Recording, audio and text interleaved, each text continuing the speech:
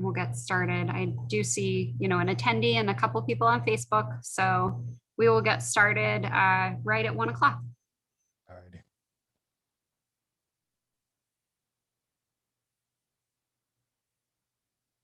There we go. Some more people hopping on.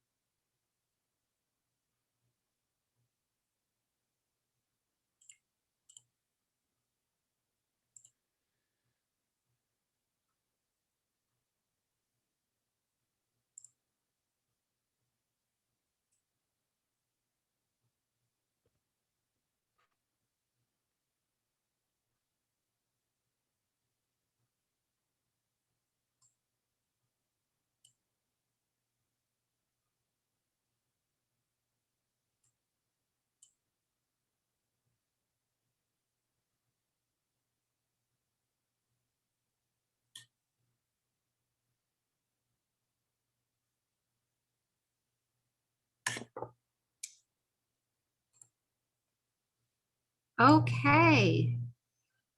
Hello, everyone.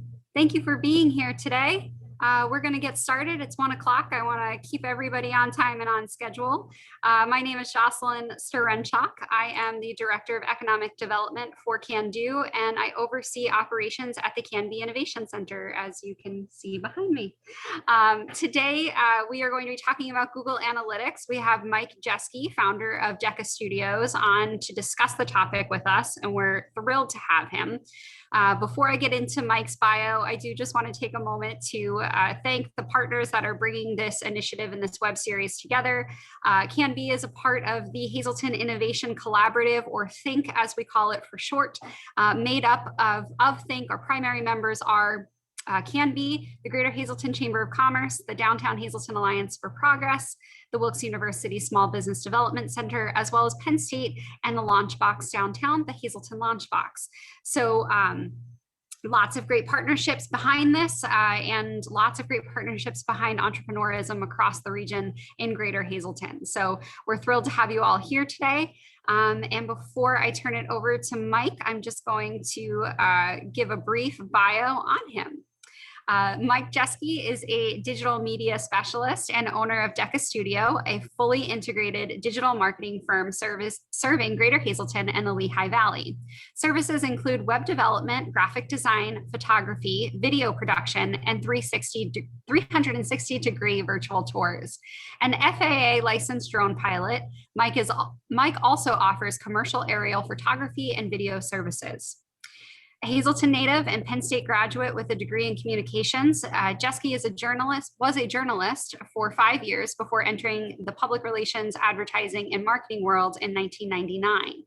Over the years, he has worked with clients in a wide range of fields, including manufacturers, economic development, commercial real estate, healthcare, government, engineering, law, and even politics.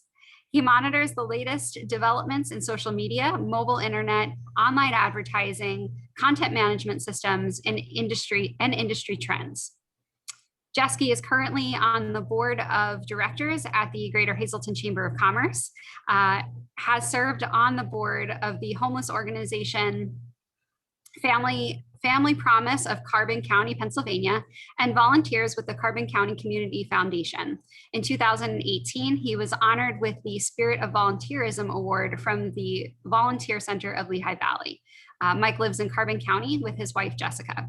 Mike, thank you so much for being here today. I can't wait to hear your presentation, so I'll turn it over to you. Thank you. Thank you to everybody joining us today. A little bit different doing this virtually over the internet. So it's going to be hard for me to read the room and get some feedback from the attendees. But if you ever do have the need to comment or you want to ask a question, you can just use the Zoom resources below, and Jocelyn will help facilitate that process. I do have a PowerPoint presentation that will help guide our conversation today. Hoping that it will take about 20 to 30 minutes of presentation time. And then if you have any questions or any particulars about your situation, I can try to help you out there. Let me begin my screen sharing process. Okay. So Google Analytics, as you've been hearing from this entire series of presentations from the other presenters, Google has a very wide suite of tools available to help all sorts of entrepreneurs, even up to very large business and industry. The thing is, when you have a tool that's trying to be everything to everyone, it could be difficult to find where it meets your needs. Google Analytics, what we're talking about today, I'm going to be able to talk about what it is, why you should use it, and some of the how, which is how you can integrate it or how you can use it. But I really do think it's important that you understand some of this background. I know the history part can get a little boring, so we're going to skim through a lot of that. But I do want you to understand where we're coming from. If you're new to Google Analytics, you may have heard marketing people talk about it, but you might not know what it is. So we're going to cover some of that right now as well. So what is Google Analytics? At its core, it's free website tracking and statistics software that you get from Google. Now, it's not a software application like you download to your computer. You actually just sign up at analytics.google.com. You add your website in there as a property. You get a tracking code, a little bit of HTML code, and you add that code to your website, and it begins tracking users on your website. So that's the simple overview, the quick overview. But as we all know, things are never quite as simple as we wish they were. This shows you at its heart exactly what Google Analytics is. I took this screenshot directly from a Google Analytics account that I manage. I blurred out the actual tracking code. But really, in the top left there, you may be able to see it says tracking ID. And this is what Google provides back to you, is a tracking ID. Universal Analytics, UA-whatever, and a bunch of numbers. And then this HTML tag, you have to copy and paste that into your website. Now, there's a lot of complexity with exactly how you do that. There's also additional ways to do that. Rather than just copying and pasting that code, you can actually use something that's available from Google called Google Tag Manager. But again, this all just makes it more complex than you probably need it to be. So for now, we're just going to go with this global site tag functionality. So if you understand that, you just log into Google, you join up, you put in your web address, and it spits back this tracking code. And now you put that tracking code on your website. Now you're able to get more insight. It begins at that moment, this insight of being able to see who is at your website, and not only who's at your website, what they're doing while they're there. So let's go back in time a little bit. Some of us might be old enough to remember this. This is a page counter that you would see on your website back in the 1990s, right around 96, 97, 98 that started, where you would go to a website, down, you scroll down to the bottom, you would see the counter. It says your visitor number, whatever. And of course, don't forget to sign our guest book, that great functionality that went the way of the past. The good thing about that was it at least gave you a count of how many people. And then we get into like, what's the difference between a page view and an actual user session, where a user might view 5 or 6 pages. You don't have that person get counted several times. So these old counters, they were cool, but one of the problems they had was they did not offer usable analytics to a marketing person. There was no user tracking, very little effort to track individual pages, and it also did not track traffic sources, where you would know where the traffic came from before it came to your website. You wouldn't know what actions a user took on your website while they were there, whether they filled out a form or added something to their shopping cart, abandoned their shopping cart, bought something. It just didn't give any of that kind of feedback. So then from 96 to about 2005, there were some web tracking companies that launched as usually as a paid service. But web server logs, this screenshot here shows, the essence of what an old-fashioned web server log looked like. It would give you more detailed results. Like you look at it and you would think, oh, that's pretty cool. And now there's colored charts and everything like that. But it's still, and it would show you how many pages or how many visitors, or it was the beginning of this more advanced analytic technology. Then in 2005, Google purchased Google Analytics. They bought the company from another company because they realized that technology, this Google Analytics technology, was going to be very important in helping them sell Google Ads and Google AdSense to users of Google properties. So they decided to give away the analytics software for free, realizing that most people were going to be using the Google Analytics software to help improve their Google ad campaigns. So even though you didn't pay upfront for this Google Analytics software, other users who were doing Google ad buying were actually paying for it when they would buy Google ads. It was much better than anything had ever been before. You were able to track users, and it helped improve your cost analysis, so that if you bought $100 worth of Google ads, as we heard last week, it was this software that was helping track where that ad spend went and how profitable that ad spend was for you. And then we're going to jump real quick through 2005 to 2021. Google Analytics, Google just keeps growing this software and improving upon it and adding feature after feature after feature, which is great, but it makes Google Analytics incredibly complex, which can be difficult from a usability standpoint when you're trying to get in there and find the data that you want. So now this year, Google actually just launched a new version of Google Analytics that uses artificial intelligence and machine learning to help resolve some of these problems that Google knows that they're having with how complex the functionality is getting and wanting people to be able to make sense of it. The other major issue that occurred over the past year or two is the drive to secure your personal data. Nobody wants to be tracked online. This cartoon here, bad news, Captain. The ship's computer has been sharing all our personal data with the Romulans. Computers have gone wild between your mobile device, your desktop computer, your tablet, and maybe even devices inside your home, your television. They have developed this very good technology to be able to track you as a user from device to device.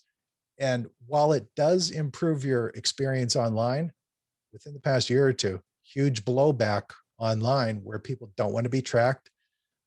Apple has a big pro-privacy push where it's actually going to impact the Facebook website and the Facebook app, and just make it a lot more difficult for third-party companies like Google and Facebook to track users online. The new Apple Safari web browser is going to block a lot of this web tracking by default. Firefox web browser blocks a lot of this by default. So with the drive for people to block and protect their personal data, which is good for an individual user, it's not good for you as a business owner who is trying to provide, worthwhile content and advertising to the general public. It's going to make our job a lot more difficult in the coming years. So now that we know what Google Analytics is, where it came from, we want to look at why we would even want to use it. As a business owner, as a website owner, or even an app owner, I don't know if there's anyone out there who owns an app, but what it allows you to do, it allows you to see how many website visitors you get, just kind of like the old counters. But it also tells you what users are doing when they're on your website. It can tell you how long they were there, which pages they looked at, which direct path they looked at when they were there. Did they start at the home page? Did they start at an inside page?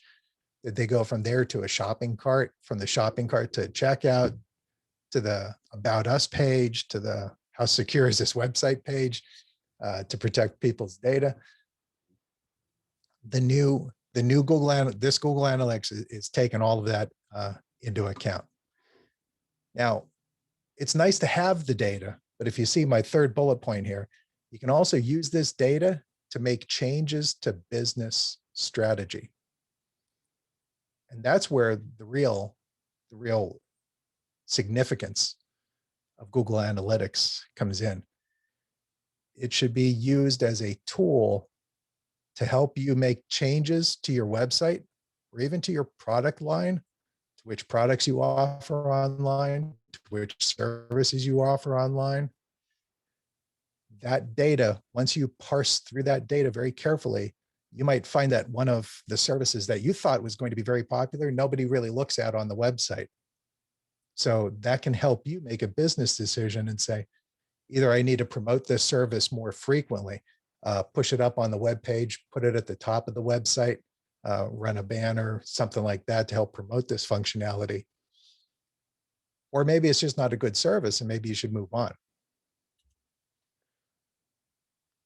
Some of the more advanced stuff that Google Analytics tells you, it'll see how people found your website. There's several key ways that people find your website. Organic search, which means they were searching for something on Google or Yahoo or Bing or DuckDuckGo. They were searching for it, and then they clicked through the search result to your website. That's an organic search. What we love about that is that an organic search is generally free. Now, you may have paid for some search engine optimization in order to be high in those organic results.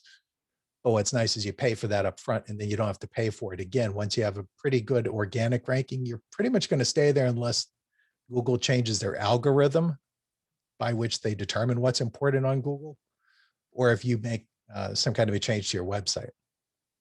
The other way people find you is direct, where they type in the web address. Like I know that hazeltoncando.com is Cando's website.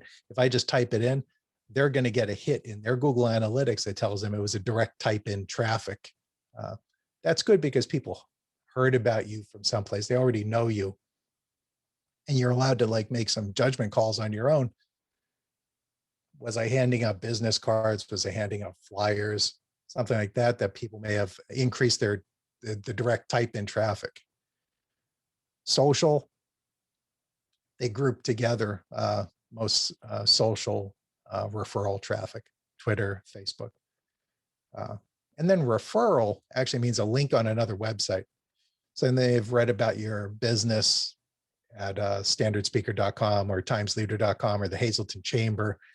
And you'll see that in your Google Analytic report. You'll see that you got 4 visitors from the Hazleton Chamber last month.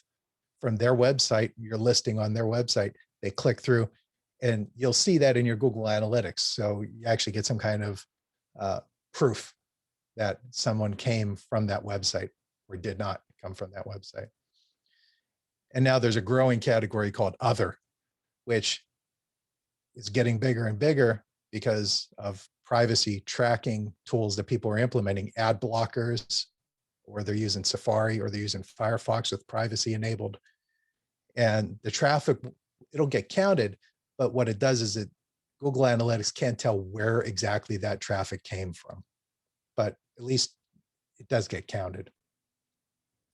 So the acquisition section of Google Analytics, you can see it in my screenshot here down the left-hand side, provides all this information very detailed. Next page, why use Google Analytics? Track what people do on your website. This is also for marketing people. They would really love this. They want to see which page on your website performed really well, or which page that you think should be very popular that's not. And it'll actually spell out everything for you right on there. Behavior flow, site content, the site speed, site search, events, all of this information is in there on a detailed page by page or path level. Very, very cool functionality, something you used to have to pay a lot of money in order to be able to get. Google now gives that away for free in the Google Analytics package. You also get data on who is visiting your website. And again, this starts to get back to the heart of privacy. This is generally anonymized data. So you don't know that John Doe came to your website, but you'll see a breakdown generally of the gender of users and the age of users. Could be very helpful for a shopping website to know who's in that user profile. But again, the demographic data starts to tread into this territory of, number one, perhaps not being reliable because people lie. However, Google has a pretty good handle on the age and gender of all of the users on their platform. So over the entire set of data that they have acquired about your website, they're able to make these generalizations and approximations for you. It's interesting, but generally I don't find it that useful. You can find your most popular pages. Each page of your website gets tracked. You can see this is an actual list from a client of mine. And I blurred out the actual pages so you couldn't really tell who they were. But you can see there's a big jump. And usually the first listing in your Google Analytics is going to be your website's homepage. And then you go down from there. And you can make some pretty good judgments based upon that data. Another feature that Google Analytics allows you to do, and this is a little bit voodoo magic, where you can track the e-commerce and customer value.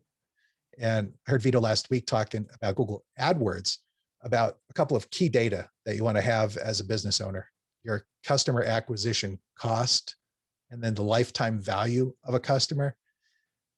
You're able to assign in Google Analytics a value to an action that a person may have taken. It's a little bit voodoo because how valuable is a form submission to you? Like, I received several form submissions on my website today. I don't know how valuable a form submission is. It could be, to me, it could be $500. It could be $50,000. You never know. So how do you really assign a value to that? It gets very, very difficult. It's a little bit easier if you're doing e-commerce tracking. If you run an online store, Google Analytics can read some of that data, average shopping cart order, and make perhaps better judgments about the value of the customers.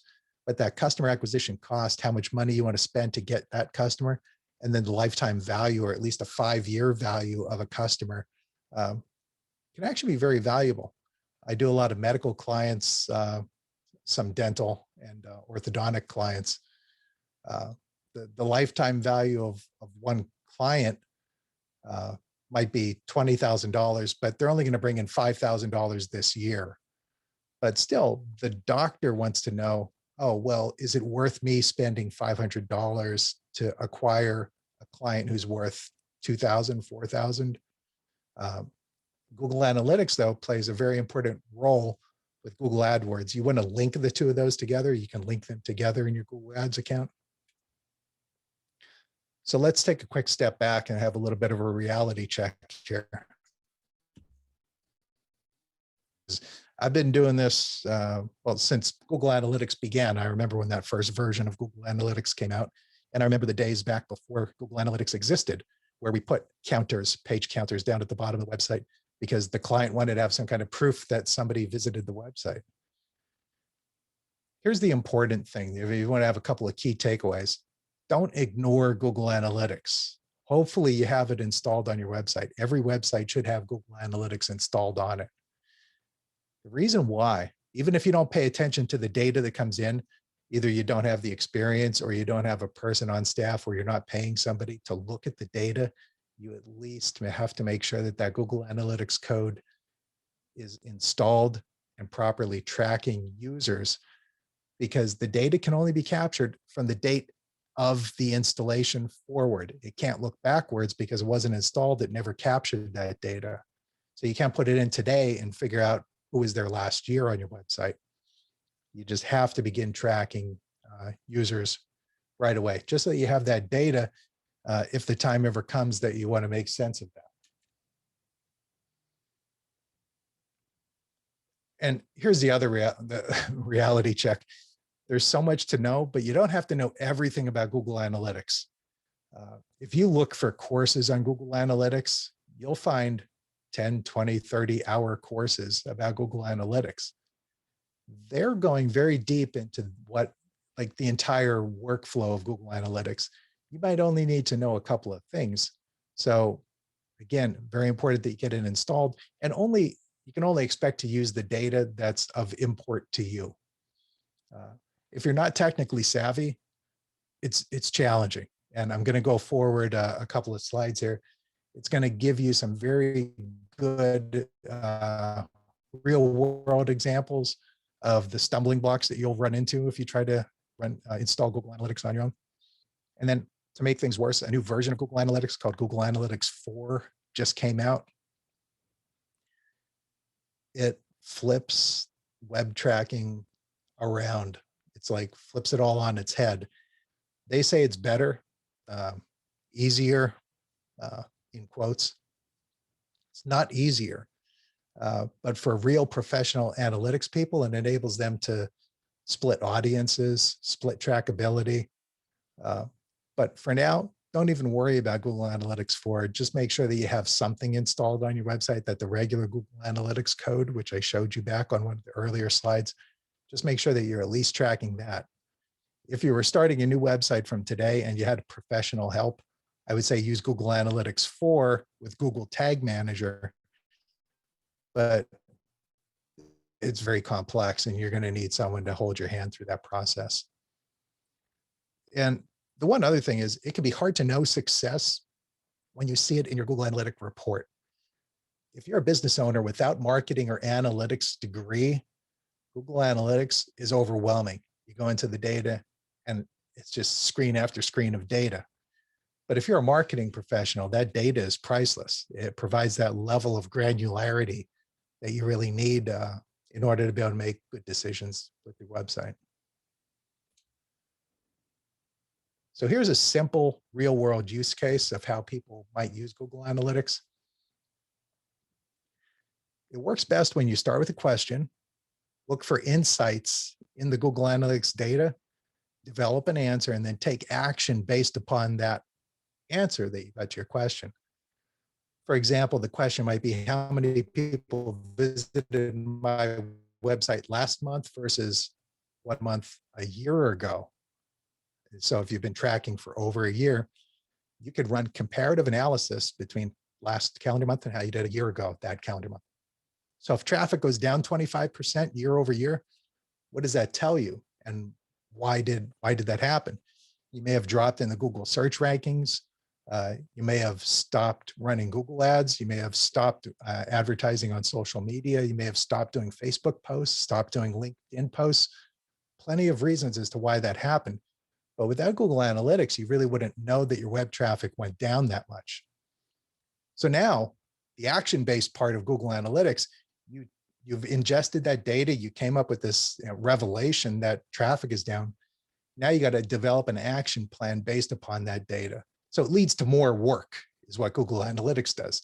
When you pull an answer out of there, it helps guide that work into a certain direction. This is a real world example of a client of mine who was the calendar month of February versus February 1 year ago. And if you see most of the numbers are green, meaning that they've increased. So the number of users on the website increased 97% year over year, from about 300 to about 600 users in that 1 month period. That's good. The number of new users is up 100%. Number of user sessions are up. Page views, the pages that a person looks at when they're on the website, that's up 100%. So everything was good here. And the bounce rate decreased. bounce rate. I'm not sure if Vito talked about this last week. The bounce rate is when somebody comes to your website, views one page, and then leaves. So they view one page and they bounce. They leave the website. You actually want the bounce rate to be low. So the fact that the bounce rate went down 3% is actually good, because that means more people viewed more than one page when they came to the user session. Again, a little complex, but this is a nice real world example of how you can use it to at least see traffic from year to year. So how do you get started to even be able to do any of this? Again, if you're not technically savvy, I would just try to outsource it or give it to somebody else who can help you with this. Big, huge primary tip. One of the biggest problems that I see with our clients, you have to make sure that you as a business owner have control of that primary Google account. In order to sign up for this Google Analytics, you have to have your own Google account. It could be a Google account that you've already had, but generally for business owners, I recommend that you have one Google account that you use for the business. So it's not going to be like your regular Gmail account. You should really have a Google account that you set up primarily for your business. You want to make sure that you have control of that a developer doesn't create the Google Analytics account inside their package, inside their Google account, because then you don't have access to that. We'll mention that. We'll get into that in a little bit here. I want to provide real world help to you. This is how you sign up for Google Analytics.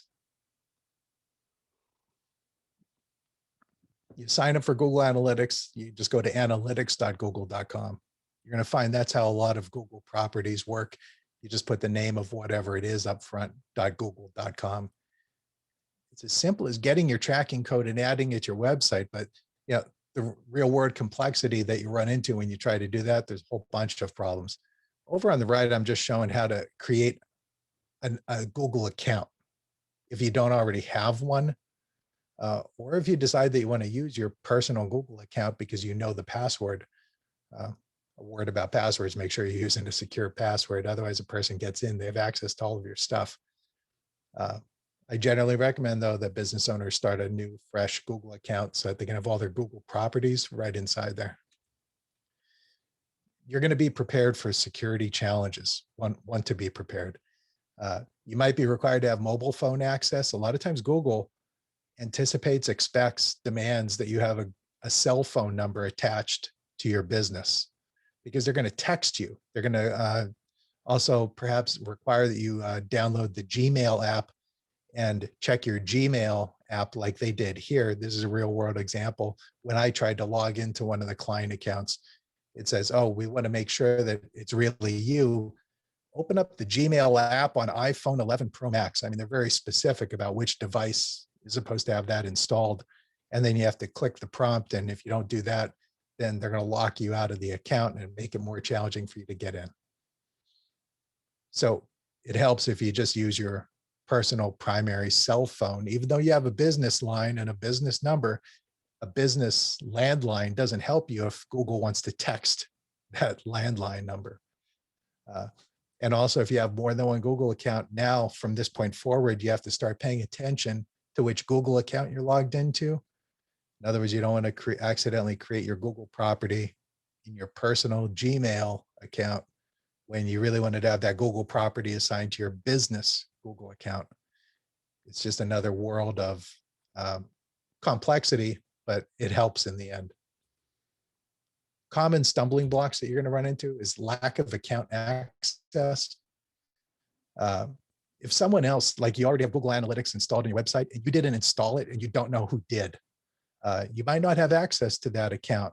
The developer, if it's a smaller developer, may have gone out of business, may not get back in touch with you. And now you're not going to be able to get back into that Google Analytics that they set up for you. In the end, for clients who have lost ownership of that kind of property, generally it's easiest just to start off fresh with a clean slate and start tracking fresh from a brand new account that you actually have access to and that we can work with in the future.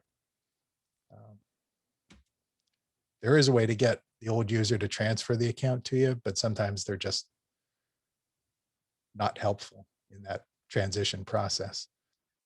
Other technical setup challenges that people run into is the CMS, the content management system that you use for your website. So it could be like WordPress or Joomla, or if you're using a third party like Wix.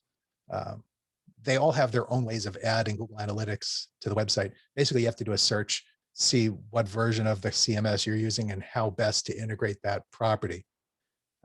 Two different ways to integrate the property: a code snippet versus Google Tag Manager. Again, GTM helps if you're really a power user and you want to also track like your Facebook tracking pixel. You may have heard about that, or any other kind of tracking features. You can use Google Tag Manager to help integrate more than one tracking code at a time. But again, using Google Tag Manager, it's a whole nother process. It's a whole nother setup thing. It's separate from analytics. You have to go to that property for Google Tag Manager and set up tags and keep track of all of that on your own. Again, they say it's simpler, but it's not simpler. It's a little more complex. Another common issue that I see is that Google Analytics, even though it might be installed, that code snippet wasn't put in the right page, the right part of the page. It's supposed to be in the head tag of the website. And again, if you don't know where the head is on the website, you don't know how to edit the head of the website, Google tracking might not even work for you, even though you've technically installed it. And then some people have filters set up on their Google Analytics account. So one of the first things I look for when I take over a Google account is go in there and see which filters were set up. People will set up filters for a variety of reasons, usually to block out their own traffic from within their company. So like Can Do, if they had a static IP address, they could add that web address, that IP address, to Google Analytics and say, don't count any traffic from within our own building. And that way you get a more reliable report. Another thing that I see frequently is bad account setup, where somebody set it up on their own or had a developer who didn't really understand all the different complexities of the system. Every Google Analytics account, you see where the red box is, has user management for 3 different levels of Google Analytics. So when you go into Google Analytics, you just can't add your website, like I kind of said earlier. You have to go in there, you have to create an account. You're allowed to have multiple accounts, but you're probably only going to have one as a single business. So you create one primary account, and then within that account, you put a property, and within that property, you can create a view of the property, that's the data that's being tracked. Each one of these 3 levels, as you can see from this little chart here, each one of these 3 levels has its own level of user management. So if you own the property, you can go to the property and click user management and have an agency in there as a user, so that an agency can have access to the data and generating reports and then providing reports to you. But it's always important as a business owner to make sure that you actually have primary ownership of this entire control panel. Wanted to talk briefly about Google Analytics 4, because if you're really into Google Analytics, you'll be familiar with this. Just came out late last year. There used to be a setting in Google Analytics that was called App plus Web, and nobody used it. It came out about a year or 2 ago, and most people ignored App plus Web because you'd say, well, I just have a website, so why do I need this App plus Web setting? So what Google did was they renamed it Google Analytics 4. It's actually the same functionality. But what they're doing is, if you go to sign up for a new Google Analytics account, they're going to push you towards this new style of Google Analytics tracking. Don't worry about it. I put a link here if you really want to know all the difference between Google Analytics 4 and the traditional Google Analytics. You don't have to worry about it. There's an option there where you can choose to set up the old one. I would say that if you're setting up a brand new website and you have technical support, you should use Google Analytics 4. It is going to be the future of Google Analytics. But if you just needed data, or you've been tracking data on your website, you have not been tracking it using Google Analytics 4, because that just came out and it's not a seamless transition. It's not like, oh, just click upgrade and it works. there's setup involved. Why they're doing Google Analytics 4, it's privacy, because web browsers and devices are blocking more data than they ever did. And it makes it harder to get reliable analytics. So Google Analytics 4 tracks users. Another big benefit, it tracks users across devices from their phone to their tablet to their desktop. And now Google is using machine learning, which is a nice way of saying artificial intelligence, to try to fill in the gaps of your data. So Google kind of knows that they're going to expect like blank holes in the data that's coming into your website. And rather than Google just throwing up its hands and giving you that one field there that says unknown data, what they're going to do is they're going to try to start using machine learning, because they generally know, like if you're a florist in Hazleton, there's not much a difference between a florist in Hazleton and a florist in Omaha. They all perform about the same. They all generally have the same audience. So what they do is they take some of that data from other florists like you, and they've developed this idea of what a florist should have for web traffic. And then they try to blend that in to your Google Analytics 4 account. It's unusual, but they say it's highly effective. We won't know until we start using it more. So there we go. I've managed to get through this entire thing in about 40 minutes, and hopefully didn't bore and have everybody tap out. If you're really into Google, if you're into analytics and you went to college for analytics, you're going to love all the information you find in there. But if you're just a business owner and you want to know, how does this help me do a better job with my business? Really, it's the reading of the data in your Google Analytics and then trying to make business decisions based upon them. That's where the value is for a business owner.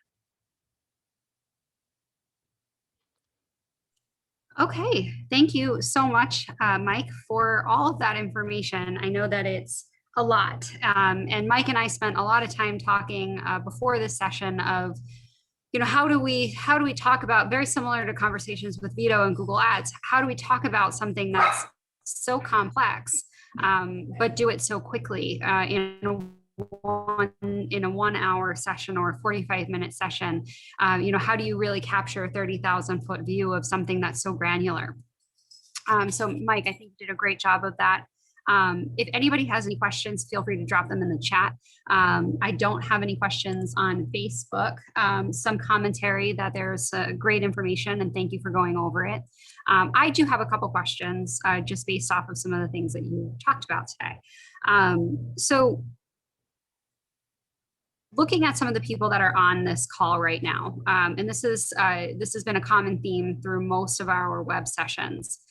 It's mainly nonprofits, service-based organizations, not necessarily e-commerce product-based businesses.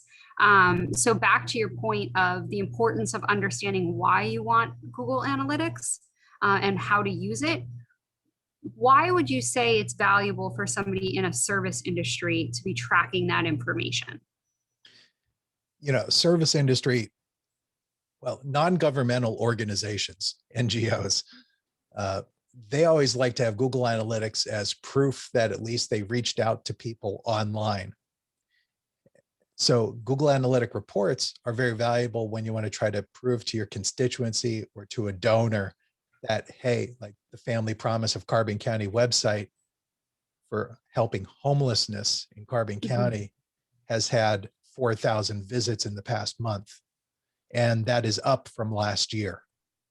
So that organization could say, oh, wow, we have a 20 to 30% increase in the number of people looking at our website. And presuming they're not going there to donate, they're going there seeking help and assistance. And again, you can find that out by looking at that content drill down where you find the page that they're looking at. How do I get help being homeless? It's a great handle for NGOs to be able to prove this kind of information. Also shows the value perhaps of your social media outreach, that if you do more posting on Facebook and Twitter and LinkedIn, that you're going to see that traffic come returned back to you when you have sign up for our new event. And then you can go back and look at the page that you have on your website for a particular event. You go, wow, look at that. We did that post. And the day we did that post, we got 60 people visiting that web page. it is available down to that granular level where you can look at it day by day for that page. Again, when you know what you're looking for, or you see that spike in your traffic and you're like, why was there a spike on May 3rd? And you go back, oh, we sent out a bulk email on May 3rd.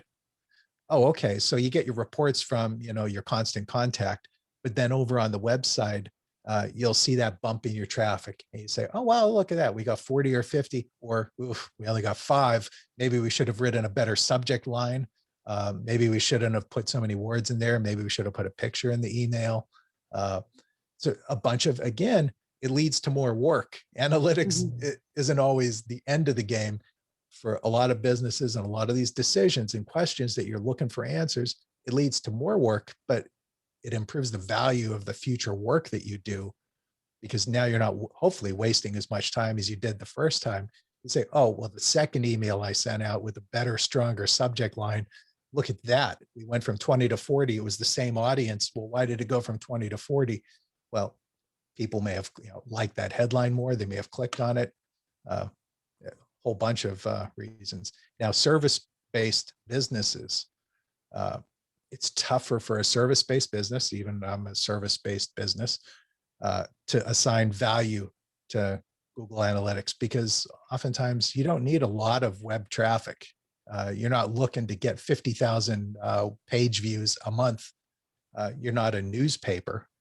You're just providing service. But what that does is it enables you to track like which service page was popular, what page did people go to, how long did they spend on that page. Google Analytics will actually give you some kind of an idea of how long they spent on the page, the time on page. You can increase time on page values. Like I see Sammy Jr. is on the chat list there. If you place a video on a web page, an embedded video, you place that embedded video on there and a person has to watch a 1 or 2 minute video. Well, that counts because you didn't send them away. They actually viewed it on your page. So this page is still open in an active session. And then the person scrolls. Scroll events are actually captured by Google as well. They know whether you scrolled on the page. It improves your dwell time on the page. So a whole bunch of information that you can get out of this. And what it does is it provides value and justification to the work that you're doing on your website. And frankly, could argue value and justification to the money that you're spending on advertising. So, I know we spoke about Google Ads very specifically last week, but just looking at our local ecosystem, you have ways that you can integrate digital marketing and digital advertising through platforms like our local news sources. SSP TV has offers, Samsung Productions, Standard Speaker, they have promotional options where if you place an ad, they'll also put you on a banner, or they'll have a link through on their website or something of that nature. So you can start to look at, okay, well, we didn't really get a lot of click-throughs from that particular ad placement. It could have been a million different reasons why, but you might think twice before putting that type of money behind an advertisement in the future. So it's definitely a good marketing tool. And I think that all too many times, and I'm hearing this common theme between Vito's conversation and yours this week, marketing budgets are important. No matter how big or small your business is, there is a level of money that needs to be put behind a marketing budget. Word of mouth is very important and very effective. Nothing can destroy a reputation faster than bad press. But it's not the only way, and it's really not the best way to get new customers. So, you do have to kind of put some money behind this. It doesn't have to be a lot, but figure out what your budget number is. And these two tools can help you manage that, at least from a digital perspective. Yeah. I was listening to a podcast this morning because, again, you're always learning about the whole marketplace. Something that's really interesting is that years ago, back in the 90s, before YouTube even existed, when we produced a video for a client, the only place to put that video would be Samsung, WYLN. You would run an ad spend. You would consider WNEP or WBRE, but the ad rates were really, really high. That was the only way that you ever got that video out to be seen by anybody. And then YouTube came along. You could place a video on YouTube. Now you have to drive traffic because there's so many videos on YouTube. Mm. But if you properly title the video, tag the video, people who don't even know you will find you. I've had clients that we've done video production for who have made tens of thousands to hundreds of thousands of dollars in sales based upon a person seeing a video, which we embed on their website, but it's also on YouTube, properly search engine optimized and tagged and keyworded, so that if you were looking for this particular product that my client sold, you would find this video, you watch the video, and you have trust in the person who runs the business now because you see the person talking about their business. And now they come to the website. Now, the thing is, they may have watched the YouTube video, which you can use Google Analytics for tracking those views as well. They may have watched the video and then just picked up the telephone and called him. So how do you quantify and track that experience where the user picked up the phone and placed a $10,000 order? It's never going to show up in Google Analytics. So trying to expect a perfect world of analysis is not going to happen. Again, it's this whole real world. It still matters that people have trust and faith in your business, your organization. People still pick up phones, and hopefully someday in the future, people actually meet in person and conduct business. But the fragmented world that we live in now makes it much more difficult to try to reach somebody. It's not like you can put something on the TV and there's only 3 channels. Nowadays, a lot of people don't have cable TV. If they have a subscription to the paper, they get it digitally, or they don't get it all, or they get it and they don't read it. Fragmented, incredibly difficult. People will only find you if they're really interested in your product. That's why Google is important, because people search for stuff. And right now, the way the world is, people search on Google. But I remember a day when people didn't search on Google, they searched on Alta Vista or Lycos. So whatever that engine is that people are searching for, where eyeballs are, where your participants are, where your customers, potential customers are, you just have to be there. Google Analytics is nice because it helps you track that information and track where these people came from. If somebody posted about you in an obscure forum someplace and said, oh, this person makes really good soap, and I really love this soap, and it's on a health and beauty forum someplace, and a person put a link to your website, how are you going to know that they ever came to you if you didn't have Google Analytics? Because in Google Analytics, you're going to see your inbound traffic. You're going to go, oh, wow, look at this. You can click on that post and say, oh, somebody was talking about me on this one particular forum. One client, he made tens of thousands of dollars just off of one forum post, a glowing post there. So yeah, analytics is the beginning of the process, but our fragmented world, that's the biggest problem that we face. It's not easier nowadays. It's more difficult and more challenging than it's ever been. So another question, something that we just realized ourselves within our organization, we launched a website for the Luzerne County Hospitality Grant Program. How long after turning on your Google Analytics? So I know you can't backtrack, but from the moment that you install it, how long does it take to actually start showing data? So we've had it up since, I guess, Thursday, and not tracking any data yet. Does it take a week? Does it take a month? Should start tracking immediately. Okay, well, that's good to know. There's a way to send test traffic to it. So as soon as you set it up, you click send test traffic. One thing I do is I set up an incognito window. If anyone's ever done private web browsing, you set up an incognito window, you visit your website, and on the other web panel, you have your Google Analytics right there in the other window, and you visit it in incognito. You should see yourself as a real-time user on the left-hand side, because now Google Analytics gives real-time users, which is kind of cool. It'll show you how many people or not how many people are on your website at the moment. So you'll see it tick 1, like right away. You should be tracking that data right away. I will try that out. And that's an example, right? We have a short-term website that we're probably only going to have up for a couple of months, but I still felt that analytics on that site was important to track how people were finding information on the grant program. So there's a Google Chrome plugin for seeing if Google Analytics is installed on your website. Okay. So that's what I use. I have a variety of tools where I have to do forensic work on unknown websites, and I can find out a bunch of information about it. So we have a question. Does Google Analytics tie into any email platforms to gather information? So in a backhanded way, uh, you can place tracking code in these emails. So by default, no. The tracking code lives on your website. So all that it knows is your website, and it knows where people came from. So now what you can do is you can code up a tag